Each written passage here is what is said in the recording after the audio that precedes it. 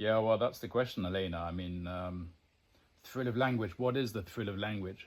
And we spoke about this previously once, didn't we? But I think, I mean, for me, the thrill of language is the sense of linguistic and acoustic wonder that you might have when you focus on the aesthetic effect of words.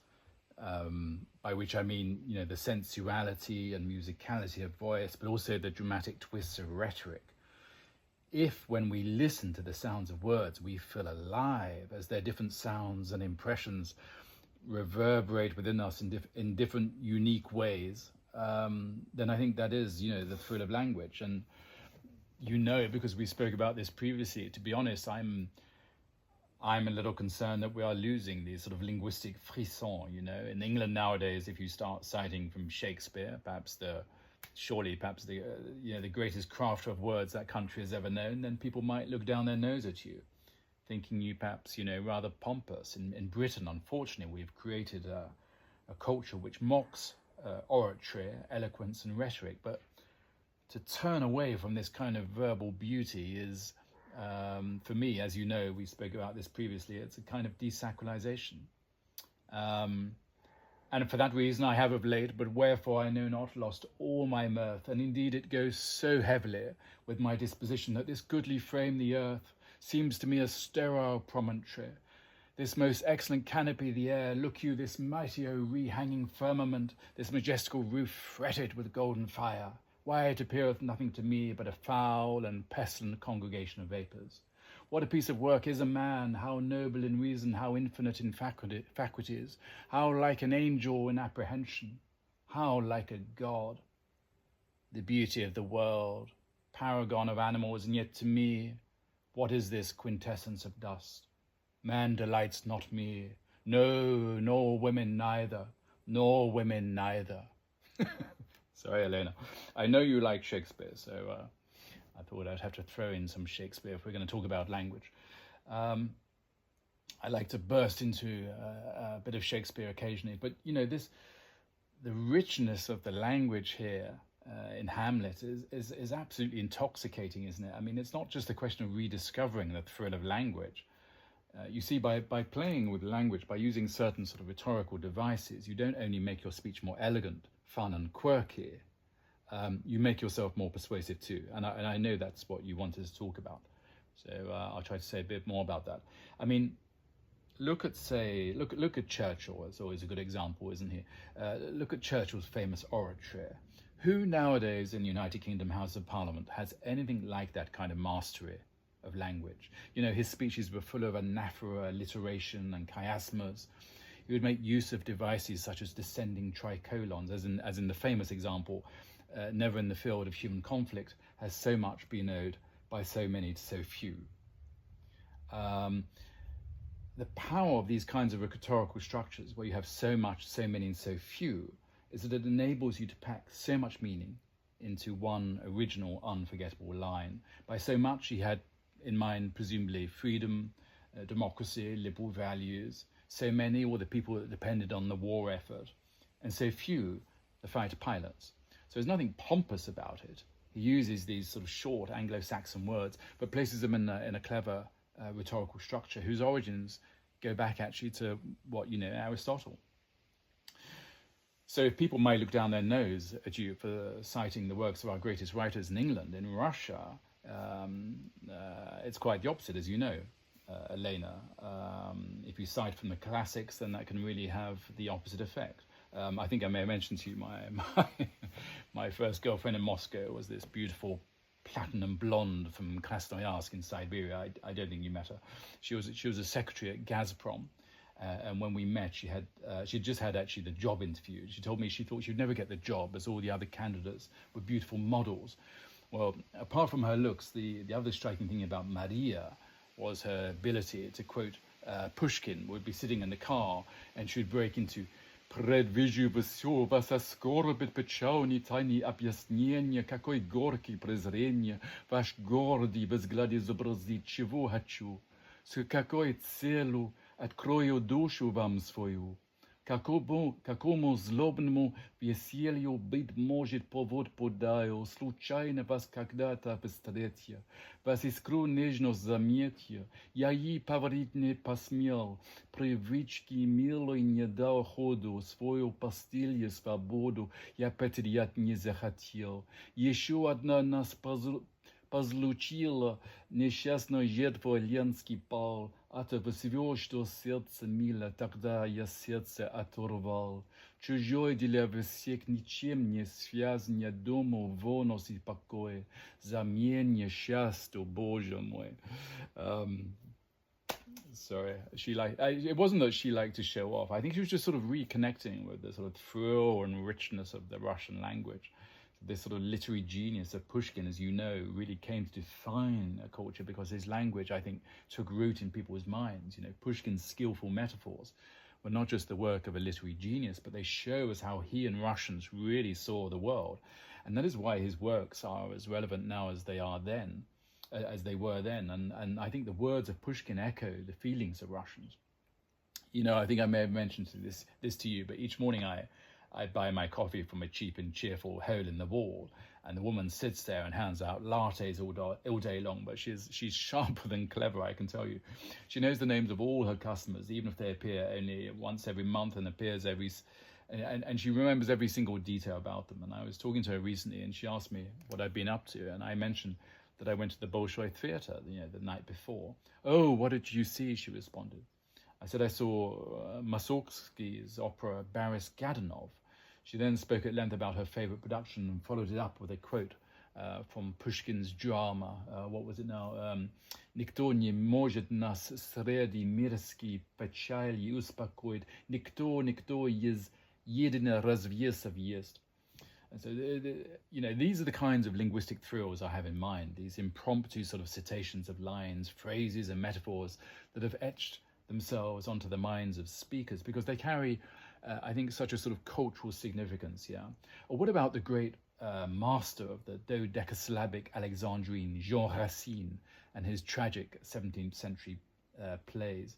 His language was really sort of mathematically precise and emotionally volcanic, and lines from his famous play Phèdre still, I think, rest on the lips of the odd French literati today of a certain age. Je crois te voir cherchant un supplice nouveau, toi-même de ton sang devenir le bourreau. Pardonne un Dieu cruel, perdu ta famille, reconnais sa vengeance et fureur de ta fille.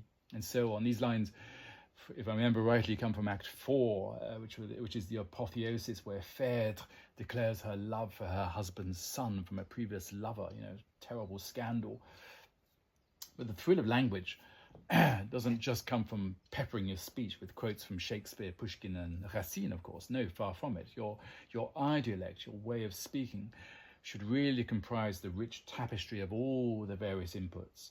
So, for instance, I like to use occasionally Cockney rhyming slang. Why? Well, as you may have surmised, Elena, I'm not a Cockney, but I think Cockney rhyming slang is so much fun, and the partially disguised sort of cultural references are so intriguing, actually. So when I get into a black cab in London, I love it when the cabby turns to me and says, "Hello, mate, you got a lady?" Referring to a £5 note. Lady Godiva, fiver. It reminds me that this is still, in fact, London, that I've come to London and not Belgrade or Lagos.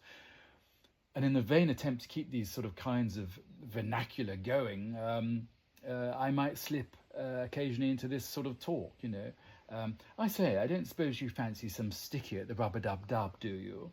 Rub-a-dub-dub pub. The lovely thing about these phrases is they bring a sense of sort of platonic lightness to the proceedings, don't they? Do you get that sense, Elena? So one should not be too stiff and starchy, you know. I recently bumped into an old colleague who I'd not seen for some years. He said, "Do you know the two things I remember about you are your hair and the fact you're the only person who always refers to alcohol as sticky?" Well, we all have our own idiolects, don't we? But I should be the first to add that mine is perhaps a little more eclectic and eccentric than most. As well as the light touch, throwing in the odd bit of Cockney rhyming slang makes the phrase feel absolutely iconic. People will remember it and thereby probably remember you which may be a good or a bad thing, depending on what you've been up to in life. I believe firmly that we should play with language, grasp it for all its immense wealth. Just look at all those Woodhouseian-like splendid reduplicative words that we have in English. Hurly-burly, hoity-toity, hanky-panky, wishy-washy, riff-raff, willy-nilly. The joy of these words stems from the fact there is something very English about this because it reflects the feel of the language. Another good example of verbal play is back formations. So in French we have verlan, which is a kind of argot where the words are reversed, such as in laisse béton, for laisse tomber, i.e. drop it or don't worry about it. Or in Swedish, the all-important verb att fika, which is a back formation of the word kaffe. It means to have a short break and have a cup of coffee. Then we have limericks. Now, limericks were popular in the Victorian era, but seem to be dying out now, sadly, for reasons of political correctness. When I was an undergraduate, I had a superb lecturer for 17th century French tragic drama, and he would start every lecture with a limerick, normally about sex, and he would immediately have our entire attention for the next hour. You won't be surprised to hear that I rather like to make up my own limericks. Here is one about the debate regarding the Rhodes statue in Oxford some years ago. Oh gosh, how does it go now? There was a young man from Oriel who said, "Please, sir, may I have a tutorial?" The Don responded, "I can't, I'm woke, upset about that racist Rhodes bloke. I must tear down that unsavoury memorial." You have so much fun with these limericks. Frankly, I think the world would be rather more fun if we could reintroduce this kind of verbal dueling. It is surely more entertaining than just rifling off some kind of beastly, expletive-filled rant on social media. Humour is really the best strategy to deal with inanity. Flippancy is the finest armour plating against the enemy. One should aim to emerge from the dusty tool shed and bring an air of persiflage to the proceedings and not just Aristotelian weight. You know, Elena, because we spoke about this a lot previously, I love Nabokov, and his writings are full of foreign words, actually. So even when he wrote in English, quite a number of French, German and Russian words were thrown in, and I think this is marvellous. Why, when we write English, should we not mix things up a bit and challenge our reader along the way? People don't like to be challenged anymore, do they? Sadly, it seems that seems to be the case anyway, but people probably think it is pretentious, I suppose, or condescending, you know, when it is simply a question of embracing the thrill of language and all its rich manifestations. You know, I spent a lot of time in Sweden. I wanted to say something about Sweden, yeah. At the end of each day, 5 minutes to midnight on the national radio, Radio 2, they have a program called Dagens Dikt, Poem of the Day. I love this program. So the program has actually been running since 1937. They read a poem on the radio, and that marks the end of the day. And that is how we, lovers of language, should all finish our days, I think, indulging in some infinite, delicious wordplay, escaping the banal shadows of life and returning, for a moment at least, to the physicality of the word. So the voice of the Swedish radio program is extremely slow. It's almost a burlesque of a sort of rural vernacular.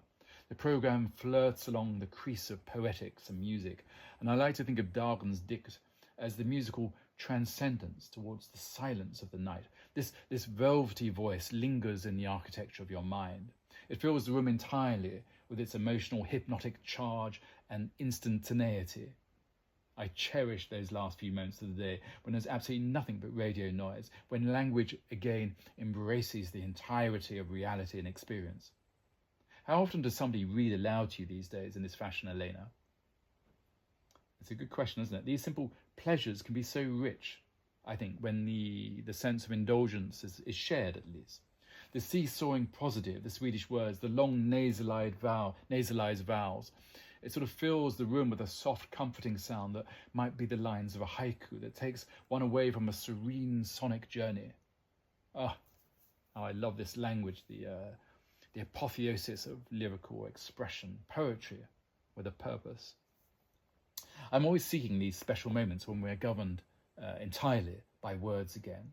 Those final hours when you can scale the altitudes of imagination and the words regain their resonance. I wait for those moments when language might eke out the lost powers of incantation, rediscover its rhetorical wealth, the corners of the day, and return to some kind of antique thinking.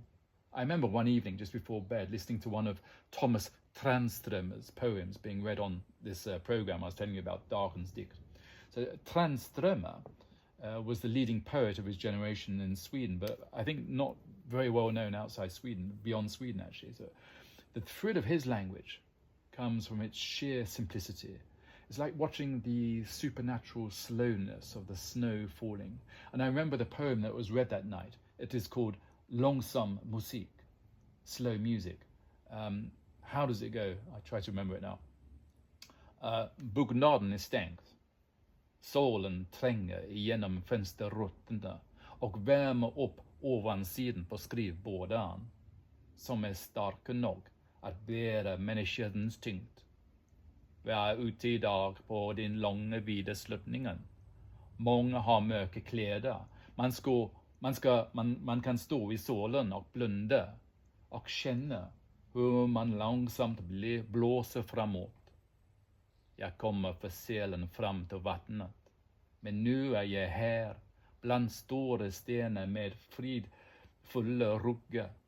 Stenar som långsamt vandrat baklänges upp ur vågorna. Even if you don't know a word of Swedish, and I know you don't, Elena, I think you can still somehow appreciate the beautiful feel of this poem. There's a sense of alignment and harmony here. The poem speaks of the sounds of nature, and the poet chooses short, humble words to convey that kind of simplicity, you know. But I mention this poem for another reason. This poem has a distinctly rural feel to it. The words are simple. And this is how people speak in the Swedish countryside. They use words according to specific circumstances agreed upon by centuries of ancestors. Otherwise, they just stay stumm. Now, if you want to fit in, you too will need to speak like this. 50 years ago, grammar was the guardian of thinking. We cared about how we spoke and what our thoughts, once written down, look like. I'm neither a prescriptivist nor a stickler, but if we let language be debased, we will have deprioritized something precious which makes us human. Technology will spurt out the truth, and we might lack the rhetoric to even challenge it. Language should allow us to stay true to the human experience and be a means to draw on a deeper place. And for that, we need to keep drawing on the thrill of language. We mustn't become immune to the jouissance, the juicy Freude an der Sprache. Language should elicit pleasure. We're not just here to communicate with one another. We should grace one another with verbal enchantments and not just resort to platitudes. We need to rediscover the joys of rhetoric and the overwhelming persuasiveness of oratory. Not only because it is fun, but because you will stand out from the crowd. For the crowd are sounding more and more like verbal automata. What is more, our languages are of course full of proverbs which encapsulate the kind of cultural wisdom that help us navigate all the complexities of the world. When it rains, it pours. A stitch in time saves 9. A rolling stone gathers no moss. In many African societies, by the way, someone is considered a good speaker if they use a lot of proverbs. Without wordplay, our lives will be duller than dishwater. We don't want to end up in a world where there'll be no puns, no naughty palindromes, such as when Adam said to Eve, "Madam, I am Adam." Did you know seriously, did you know there are about 1 million words in the English language? And yet many native speakers seem to be content to use just a couple of thousand. Talk should be more than just familiar pattern noise intermingled with spasmodic sighs. Our language should symbolize the complexities of our lives, past and present, and not perhaps the absurdity of any future lives governed entirely by technology and artificial intelligence. Instead of sounding like automata stuck in the mimic abyss, we should stick with the light touch and feel our language with all their idiomatic riches, riddles, puns, shibboleths, neologisms, and of course jokes. And on that note, I just want to finish with a little story about the distinguished linguistics professor who was lecturing on the phenomenon of double negatives that we sometimes call negative concord. As he neared the end of his talk, he drew himself up and declared solemnly, "In conclusion, let me observe that while there are numerous cases where a double negative conveys a positive, there is no case where a double positive conveys a negative."